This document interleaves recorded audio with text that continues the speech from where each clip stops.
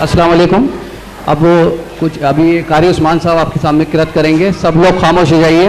قرآن پاک کی جب تلاوت ہوتی ہے تو سننا فرض ہے. آپ بالکل خاموش ہو جائیے. اندر ہال سے بھی میں کہہ رہا ہوں, اندر ہال میں سب لوگ خاموش ہو جائیے. ہم سب کپل سبل صاحب راستے میں 5 منٹ میں پہنچ رہے ہیں. ہمارے VIPs کو ہم اب اسٹیج پہ بلانا چاہ رہے ہیں. قرآن پاک کی قرأت ہوگی. اب آپ لوگ سب خاموش ہو جائیے. آپ لوگوں سے گزارش ہے کہ خاموش ہو کے قرآن کی تلاوت سنیں اور اس بات کا خیال رکھیے یہ اللہ تعالیٰ کا کلام ہے اور اس پہ آپ کے لیے واجب ہے کہ آپ اس کو خاموشی کے ساتھ اور تالیاں مت بجائیے گا. اس بات کا خیال رکھیے گا. اعوذ باللہ من الشیطان الرجیم.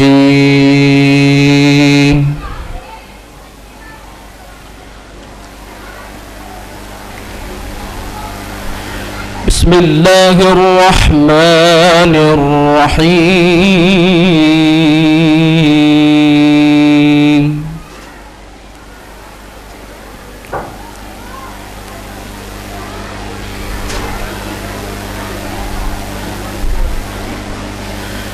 لا يستوي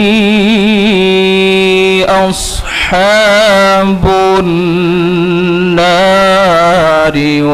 وأصحاب الجنة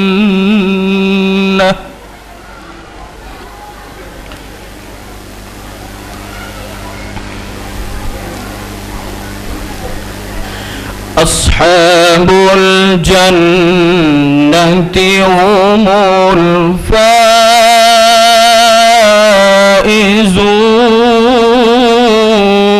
الفائزون.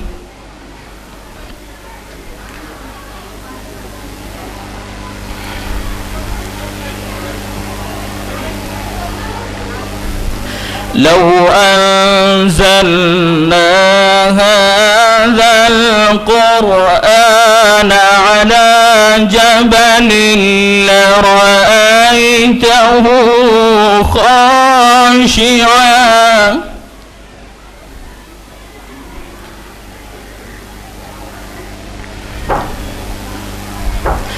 على جبل لرأيته خاشعا متصدعا من خشية الله.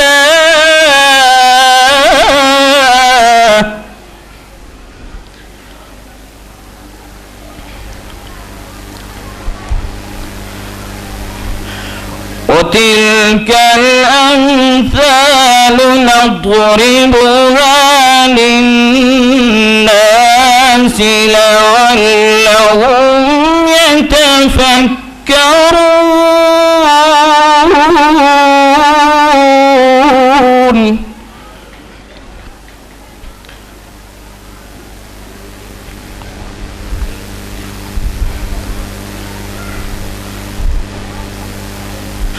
هو الله الذي لا إله إلا هو عالم الغيب والشهادة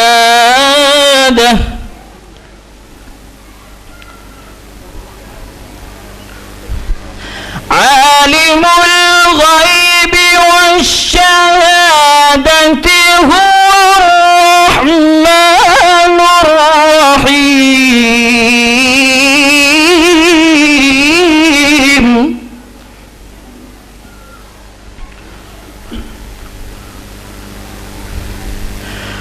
والله الذي لا إله إلا هو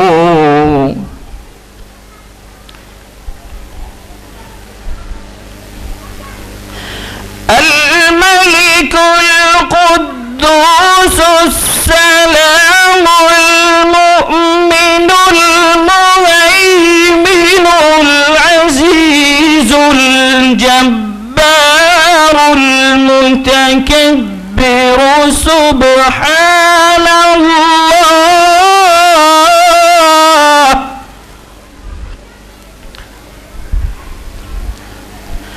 سبحان الله عما يشركون.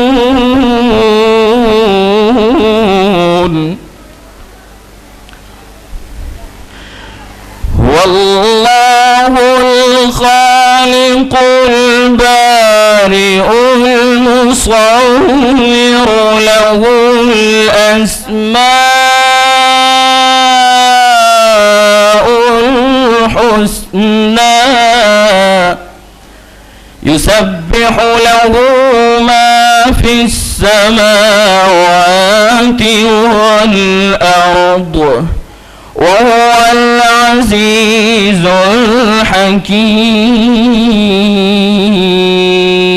الحكيم صدق الله العظيم اللهم صل وسلم وزد وبارك على رسول الله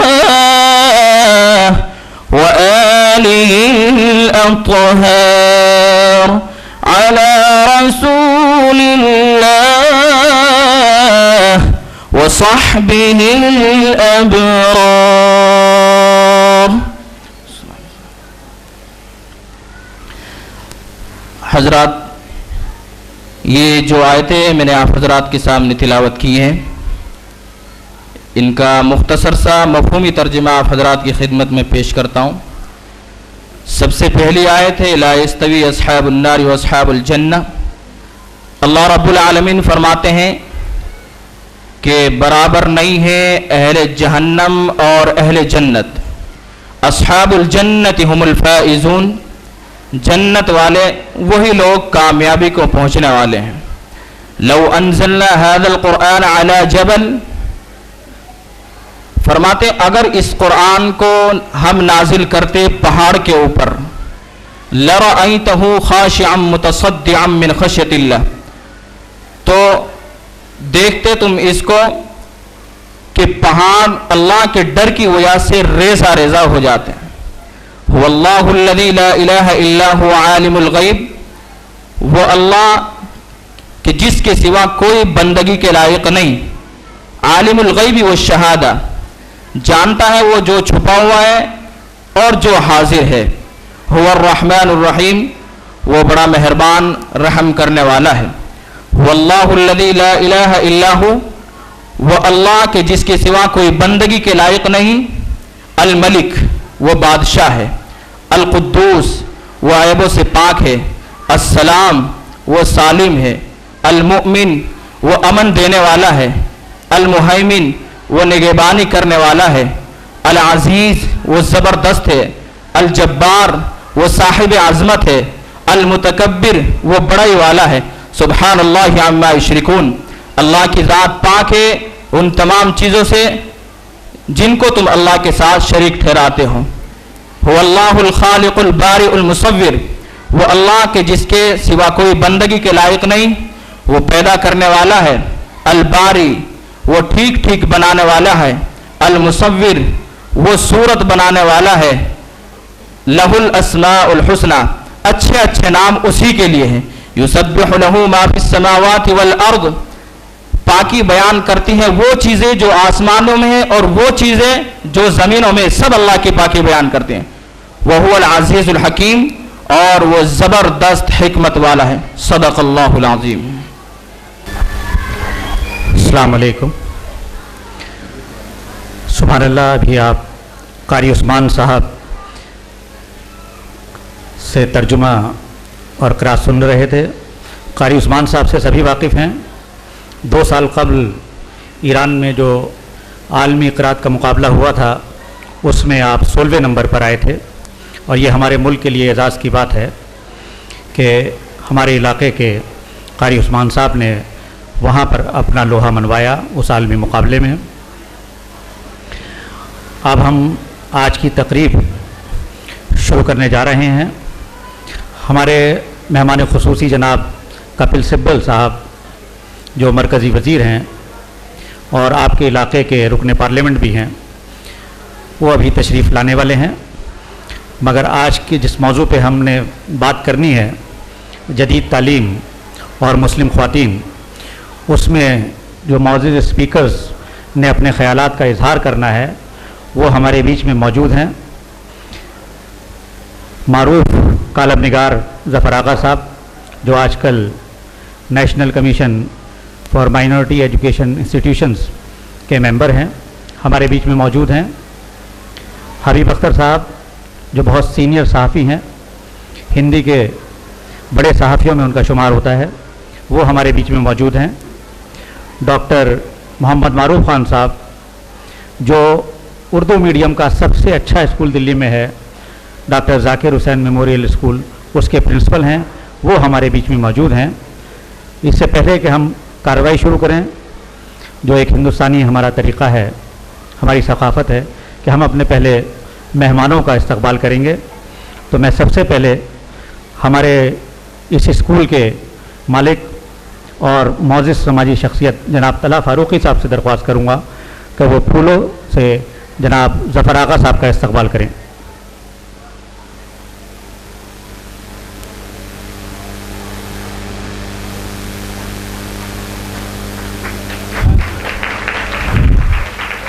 محمد شاکر صاحب سے میں درخواست کروں گا کہ وہ اسٹیج پر آئیں اور جناب حبیب اختر صاحب کا گلدستہ دے کر ان کا استقبال کریں.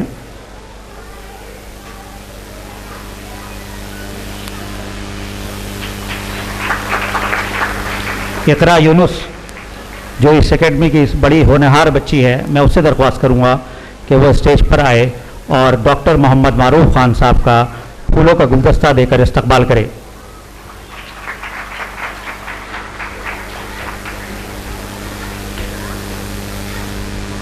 آپ لوگوں کو بتانے کی ضرورت نہیں ہے کہ فاطمہ اکیڈمی یہاں پہ کس طرح کا کام کر رہی ہے. آپ لوگ سب جانتے ہیں, بہت اچھی طرح واقف ہیں کہ فاطمہ اکیڈمی کے عہدیداران, چاہے اعجاز بھائی ہوں, جاوید بھائی ہوں, فصیح صاحب ہوں, توفیق بھائی ہوں, یہ سب دن رات کتنی محنت کرتے ہیں کہ کسی طرح یہاں پہ ایک تعلیم کا ماحول بن جائے. میں کئی سال پہلے جب یہاں آیا کرتا تھا تو یہاں تعلیم کی بات نہیں ہوا کرتی تھی. گلی میں بچوں کو میں کرکٹ کھیلتے ہوئے دیکھتا تھا اور کمروں میں لوڈو کھیلتے ہوئے دیکھتا تھا, یا ادھر ادھر کونے میں لڑکے کھڑے ہوتے تھے, تعلیم کی کوئی بات نہیں کرتا تھا. اب الحمدللہ 3-4 سال سے جو یہ فاطمہ اکیڈمی کی ایک مہم شروع ہوئی ہے, اس کے بعد گھروں کا بھی یہی حالت ہے اور گھر کے باہر بھی جو لوگ ہیں ان میں ایک بیداری نظر آتی ہے, اور بار بار یہ دیکھنے کو ملتا ہے کہ وہ لوگ اب تعلیم کی بات کرنے لگے ہیں, قرآن کی بات کرنے لگے ہیں, اپنے بچوں کو آگے پڑھانے کی بات کرنے لگے ہیں, خود پڑھنے کی بات کرنے لگے ہیں. تو یہ ہمارے لیے بڑا فخر کی بات ہے. اب میں سب سے پہلے رمشا اقبال, آپ سب لوگ اس بچی سے واقف ہیں, جامعہ ہمدرد سے ایم فارما کر رہی ہے.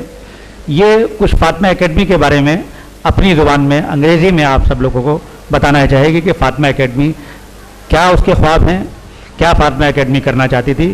میں درخواست کروں گا رمشا اقبال سے کہ وہ مائک پر آئیں.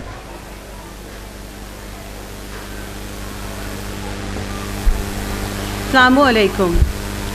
I am here to welcome our guest, Honorable Chief Guest and Guest of Honor, Janab Zafar Agha Sahab, Member, National Commission for Minorities Education Institution, Janab Habib Akhtar Sahab, Senior Journalist, Dr. Muhammad Maroof Khan Sahab, Principal, Zakir Hussain Memorial School, and parents on behalf of Fatima Academy.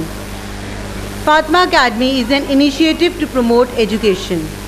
Fatima Academy is committed to selfless care and overall development of students. Since its inception in 2010, it has endeavored to make facilities available to students of Wall City free of cost, with the aim to spread awareness about modern education, particularly among women. Fatima Academy started Quran classes to teach Quran with proper meaning and grammar to household women and girls of every age group. Fatima Academy has successfully organized personality development training, summer camps to make proper use of summer vacations, and to introduce school-going children to basic Islamic teachings and to guide them to follow the path of Islam. The foundation of Academy has been laid down on one of the most important hadith of our Prophet Muhammad sallallahu alaihi wasallam. He said, A better person among us is one who learns and spread that knowledge to others. This is not the end. میں اکیلا ہی چلا تھا جانب منزل مگر لوگ ساتھ آتے گئے اور کارواں بنتا گیا. Fatima Academy is taking new steps day by day for betterment of community. Inshallah, soon Fatima Academy is going to start computer training center for Muslim girls that will definitely help them to move a step in modern life and to progress in a better way. And will make sure that our hard work and efforts will not go in vain. Thank you.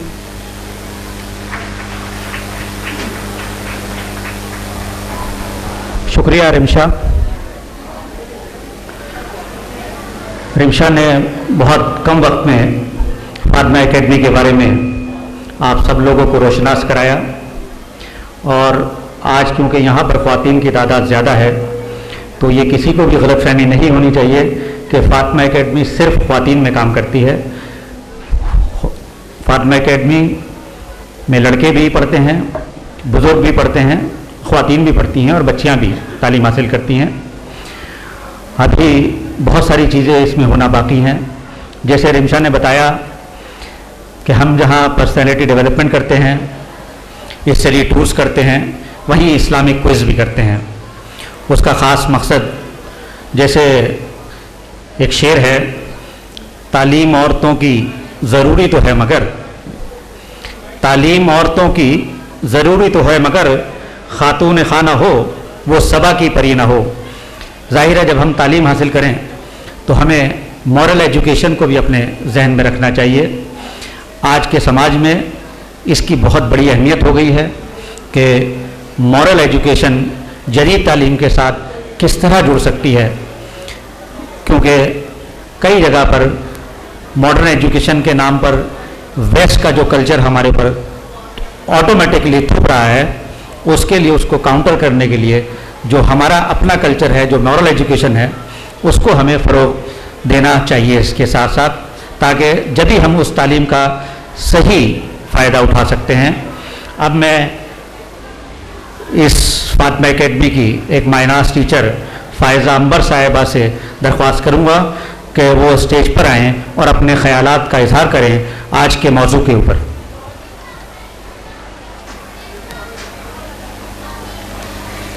السلام علیکم ورحمۃ اللہ وبرکاتہ. مغفرتہ و ہدایتہ.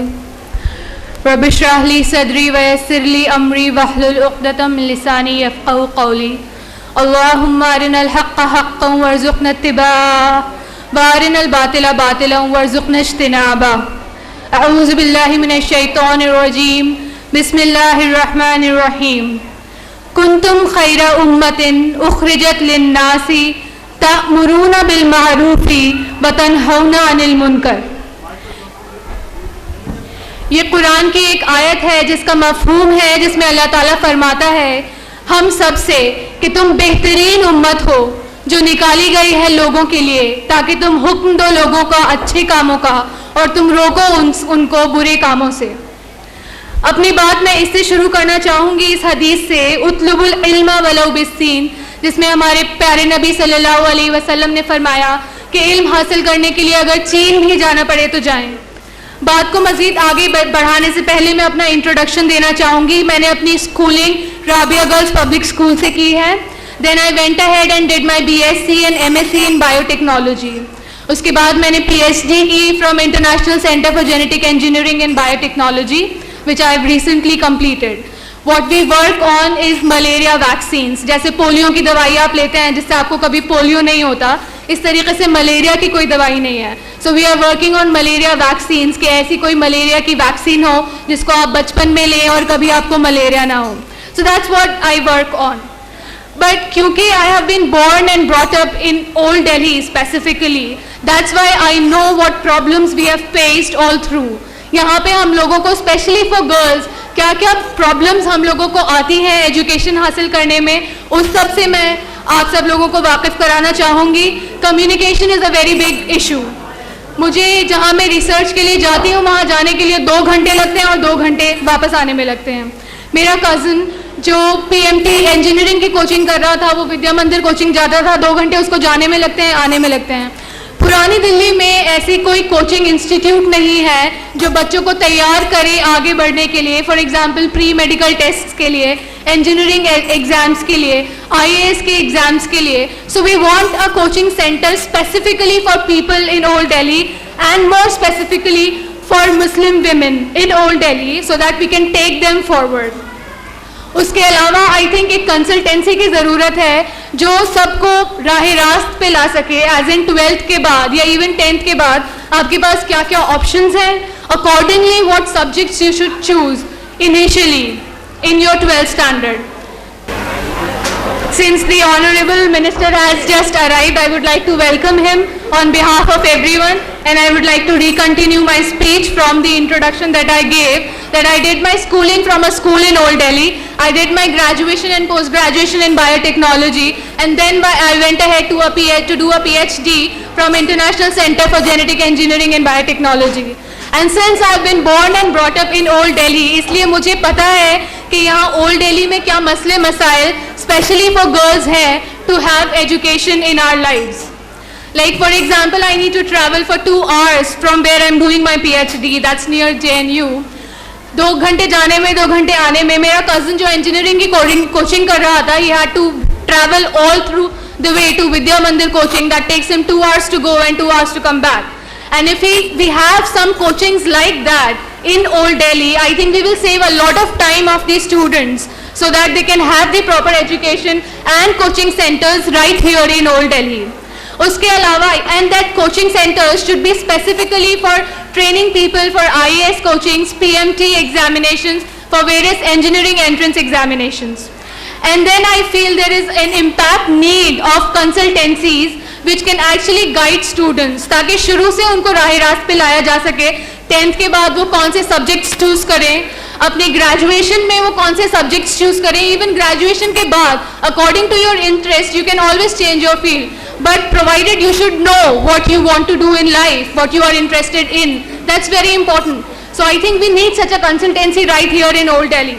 اس کے علاوہ I think computer centres کی بہت زیادہ ضرورت ہے, because every where that you go out computer education is a very basic need, and I don't think there are very many institutes in Old Delhi that provide that. So we request the Honorable Minister to please pay attention to all the needs that we have here, and if he can do something, we will be very grateful to him.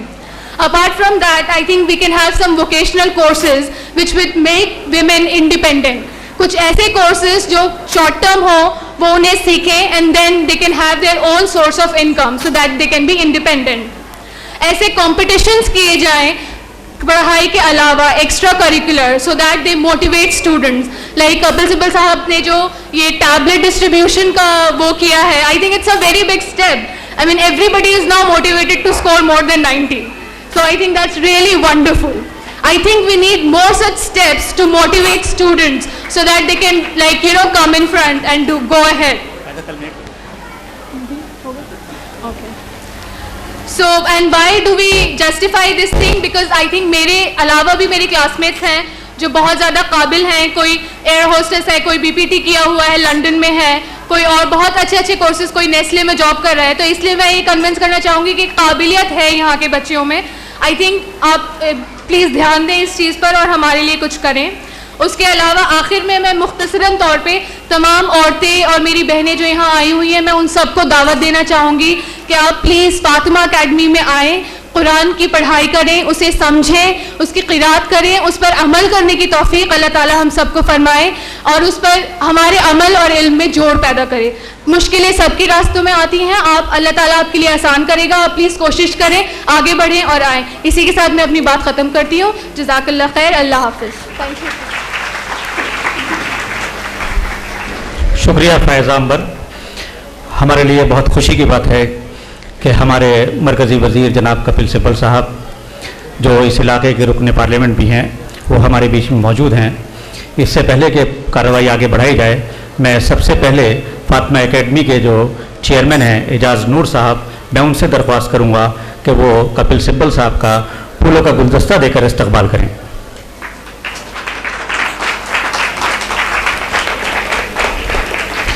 Fatima academy کے secretary جناب محمد جاوید صاحب سے میں درخواست کروں گا کہ وہ پھولوں کا گلدستہ دے کر جناب کپل سبل صاحب کا استقبال کریں. فاطمہ اکیڈمی کے ٹریجرر جناب توفیق صدیقی صاحب سے درخواست کروں گا کہ وہ پھولوں کا گلدستہ دے کر کپل سبل صاحب کا ابھینندن کریں.